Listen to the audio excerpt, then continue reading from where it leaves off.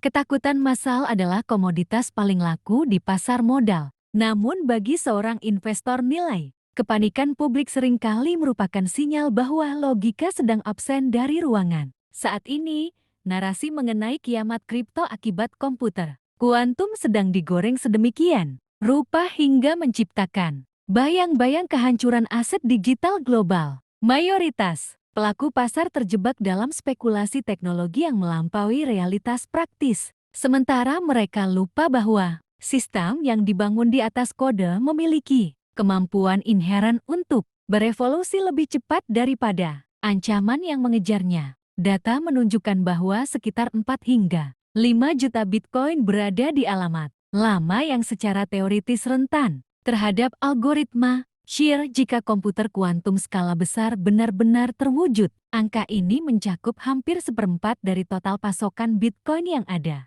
Sebuah valuasi yang cukup untuk mengguncang stabilitas ekonomi digital. Namun, disinilah letak kekeliruan berpikir mayoritas. Pasar bereaksi seolah-olah teknologi kuantum adalah tembok statis yang akan menabrak industri kripto yang diam tanpa daya. Faktanya, ancaman ini bukanlah serangan mendadak, melainkan sebuah perlombaan senjata teknologi yang sudah diprediksi sejak lama. Changpeng Zhao memberikan perspektif yang mendinginkan suasana, menekankan bahwa upgrade teknologi dan implementasi kriptografi pasca kuantum adalah solusi yang sangat mungkin dilakukan. Bagi seorang contrarian, risiko yang sudah diketahui dan sedang dimitigasi bukanlah risiko sejati, melainkan hanya kebisingan pasar. Peluang tersembunyi muncul saat harga tertekan oleh ketakutan terhadap teknologi yang bahkan belum mencapai tahap operasional. Untuk tugas sekompleks memecahkan enkripsi blokade,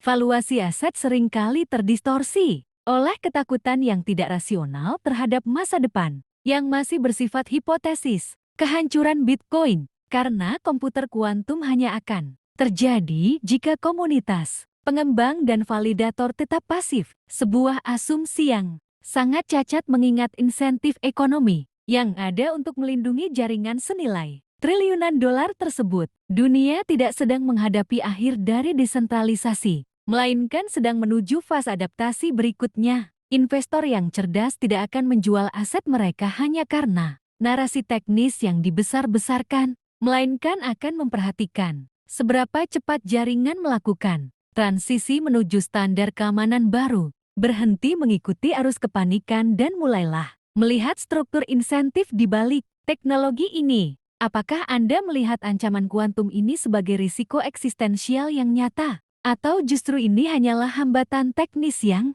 sedang dibesar-besarkan untuk menekan harga pasar? Sampaikan argumen Anda di kolom komentar jika Anda memiliki perspektif teknis yang berbeda, dan bagikan narasi ini kepada mereka yang masih terjebak dalam ketakutan tanpa dasar yang kuat.